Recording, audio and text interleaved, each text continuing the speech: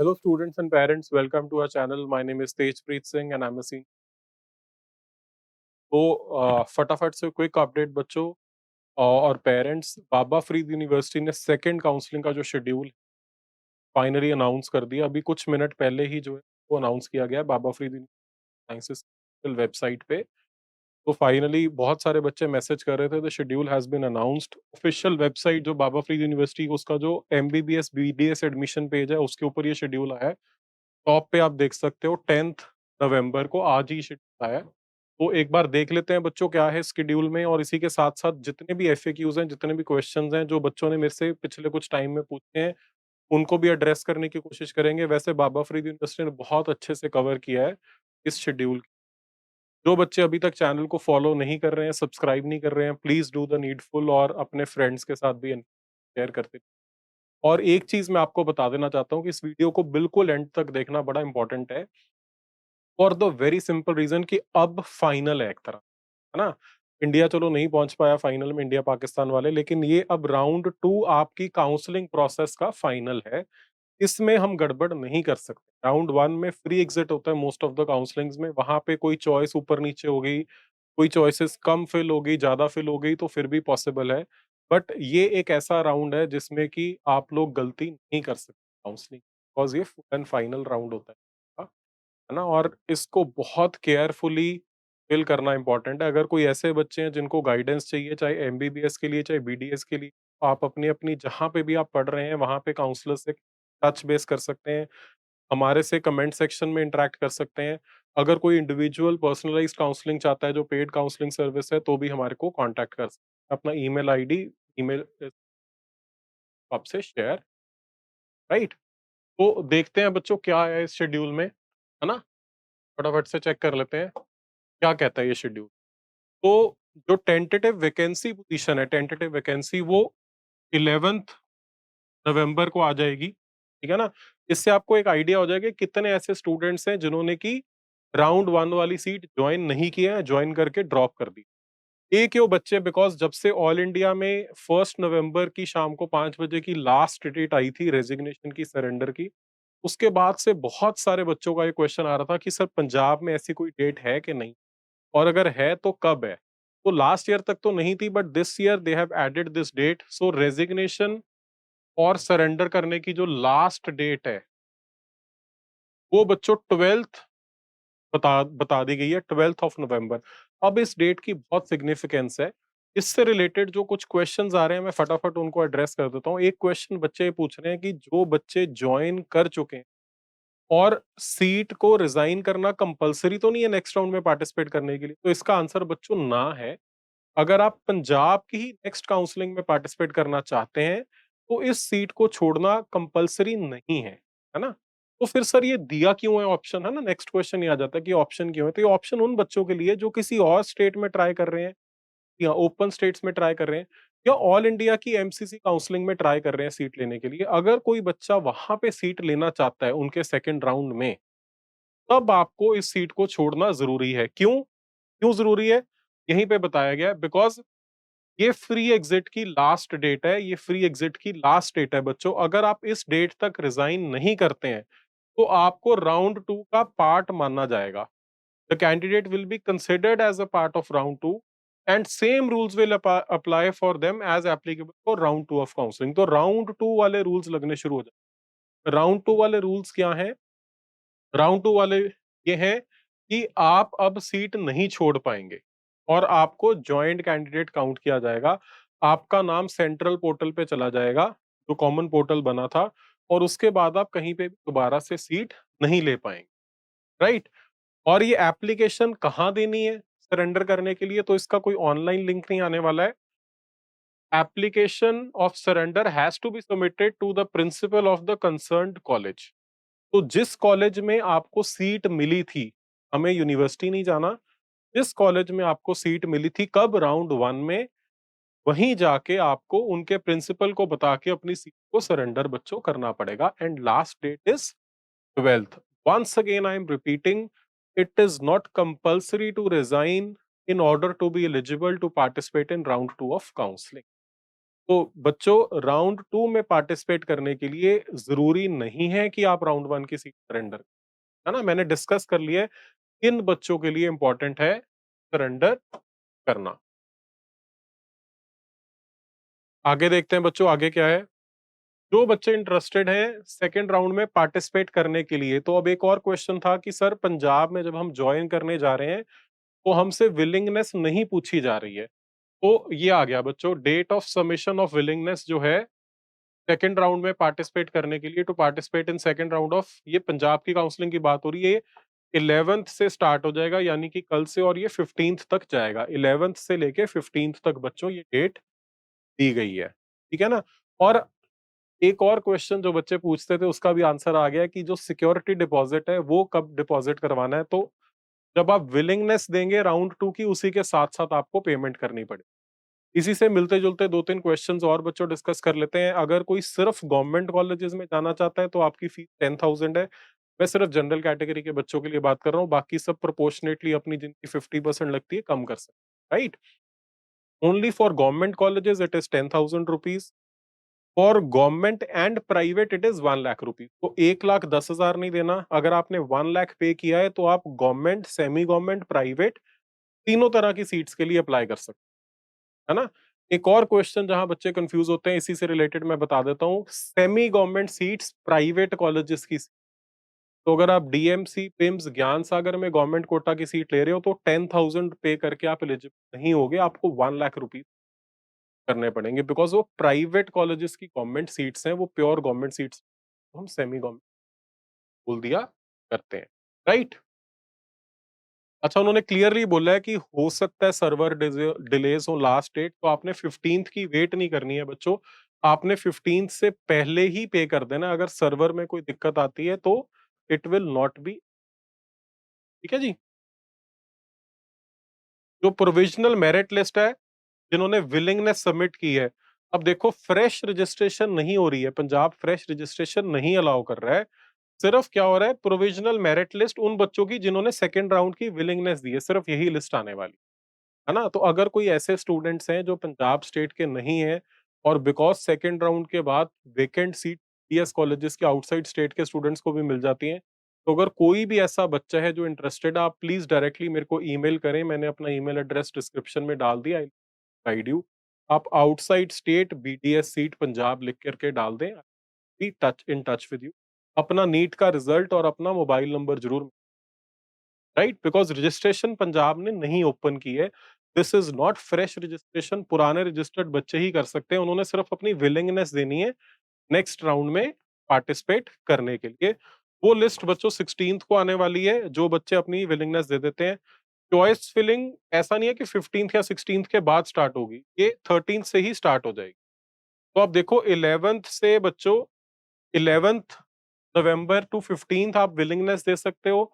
और अगर आप मान लीजिए कल 11th को खुलता है, आप 11th को विलिंगनेस दे देते हो, तो कल आप चॉइस फिलिंग नहीं कर सकते। चॉइस फिलिंग कब से स्टार्ट होगी? 13th से स्टार्ट होगी। 4 दिन दिए जा रहे हैं चॉइस फिलिंग के लिए। तो अगर कोई बच्चा 13th को रजिस्टर 13th को विलिंगनेस देता है, तो साथ के साथ ही आप लोग क्या कर सकते हो? आप अपनी चॉइस फिलिंग भी फिल कर सकते हो, राइट? जो रिजल्ट है वो 21st तक आएगा।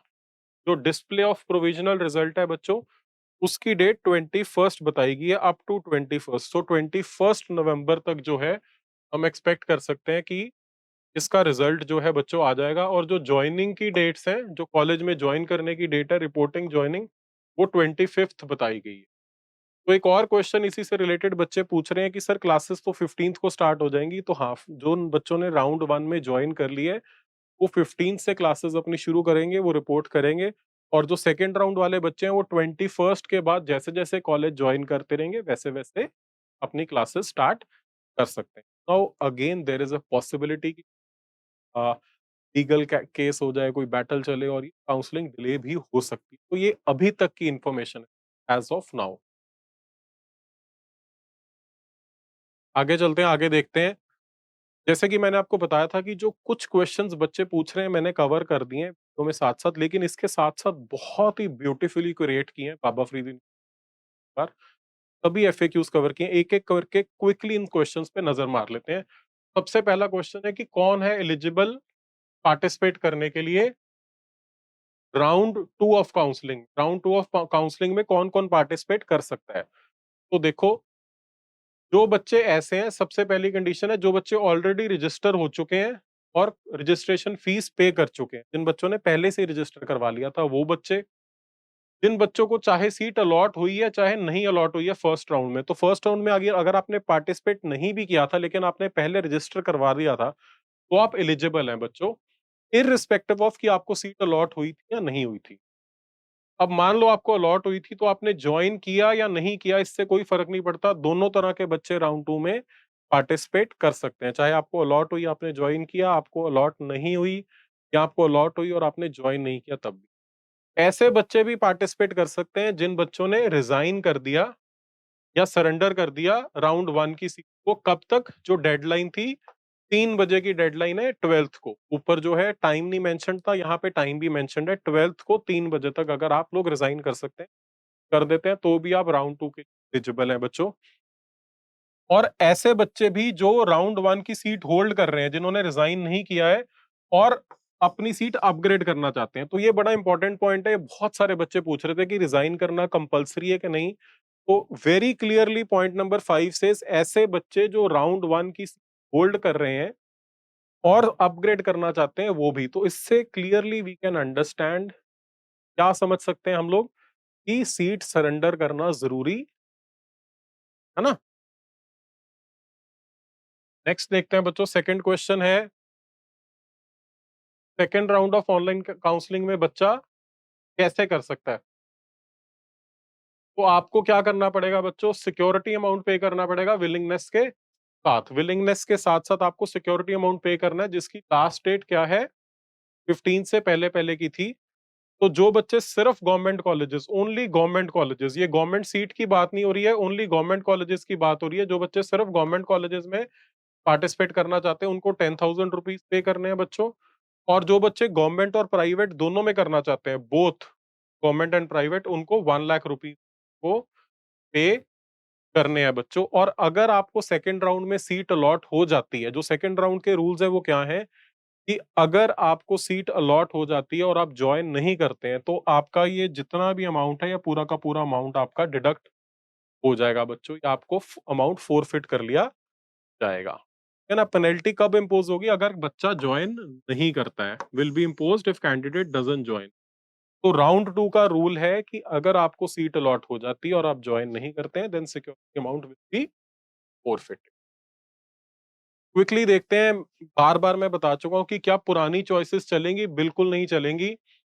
Weather my previous choices will be considered?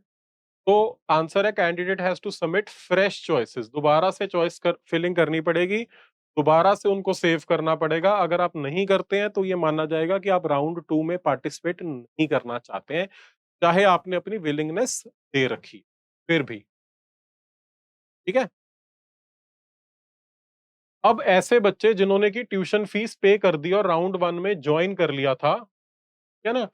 उनको जो विलिंगनेस फीस है, जो सिक्योरिटी अमाउंट है, वो दोबारा पे करने की ज़रूरत है कि नहीं? ये भी कई बच्चे क्वेश्चन पूछ रहे हैं, तो इसका भी आंसर बताया गया है कि ऐसे बच्चों को दोबारा से फीस नहीं देनी है। Need not to deposit the requisite fees, ठीक है ना?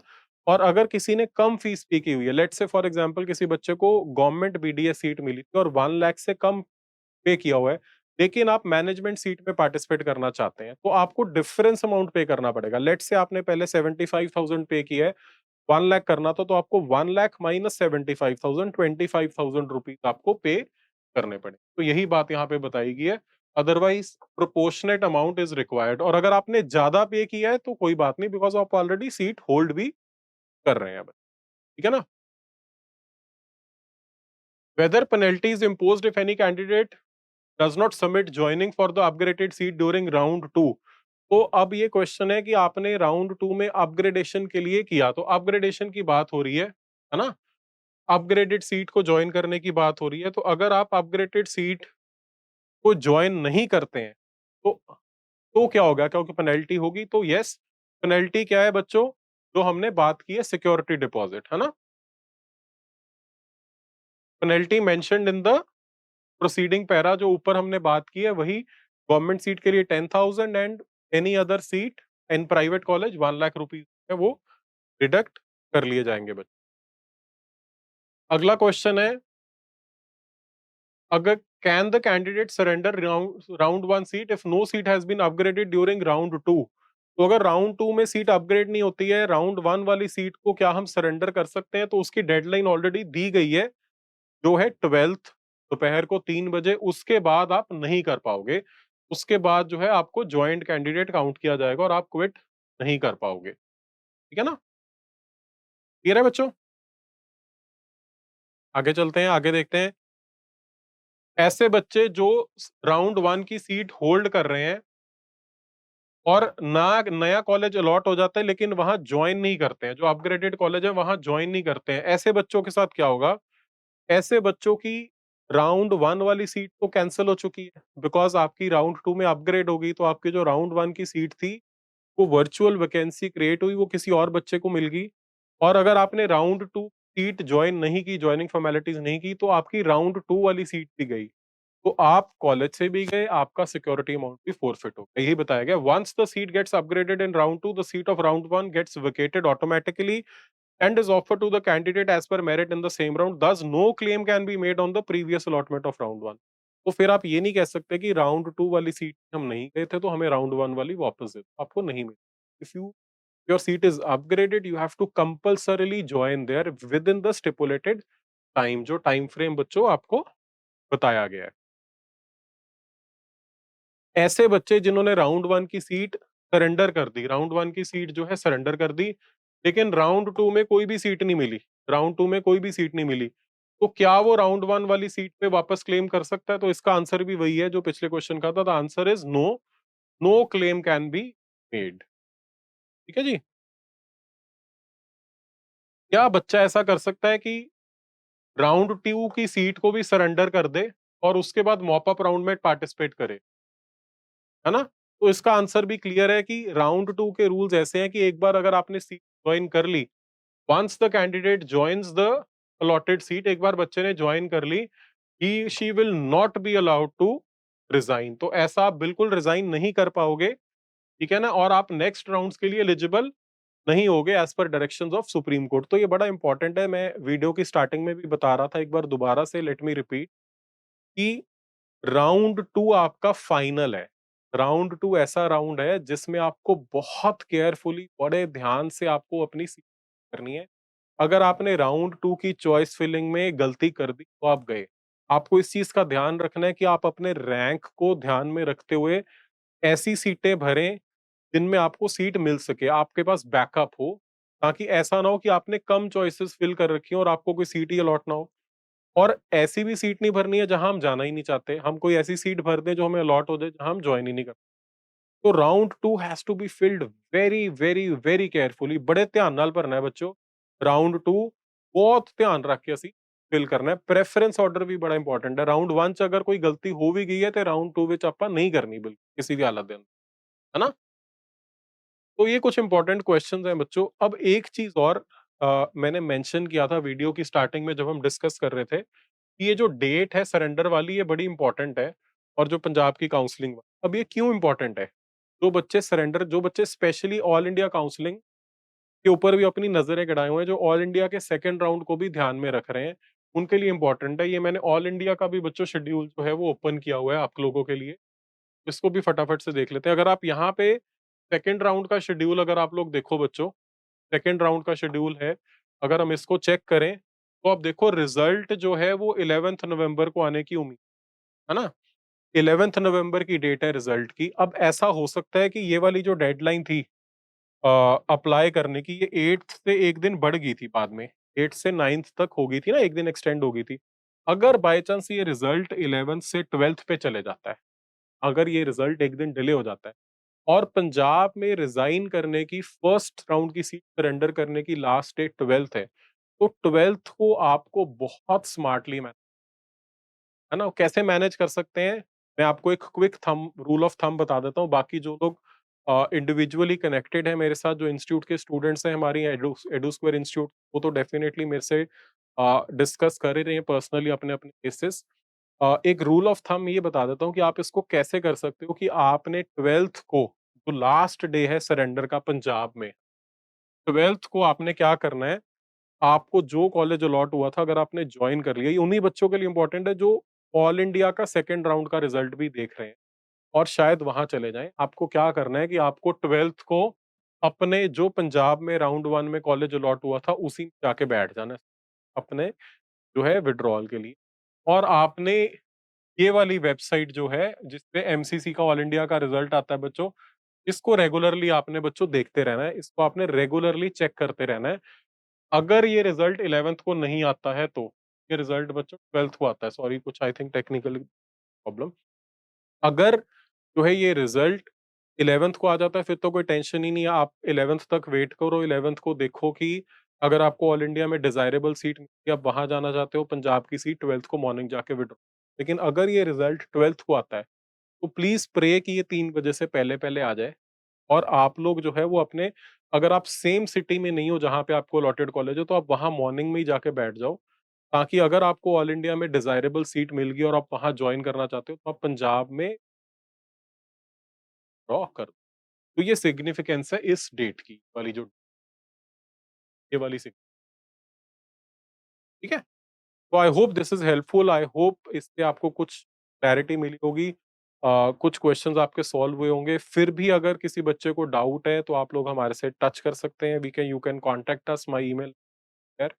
जो आउटसाइड स्टेट के बच्चे बीडीएस में इंटरेस्टेड हैं, वो भी टच बेस कर सकते हैं। यो जो बच्चे एमबीबीएस के सेकंड राउंड के लिए पर्सनलाइज्ड काउंसलिंग चाहते हैं चॉइस फिलिंग में, वो बच्चे भी कॉन्टैक्ट कर सकते हैं वाया ईमेल। जो भी बच्चा ईमेल कर रहा है किस कोर्स में इंटरेस्टेड है और अपना नीट का रिजल्ट, बिकॉज़ इनकम्प्लीट डिटेल्स के साथ कॉन्टैक्ट करना था मुश्किल है। Similarly please mention your contact number, right? Thank you students and parents, and please keep on liking and subscribing our channel. Thank you so much students. Bye.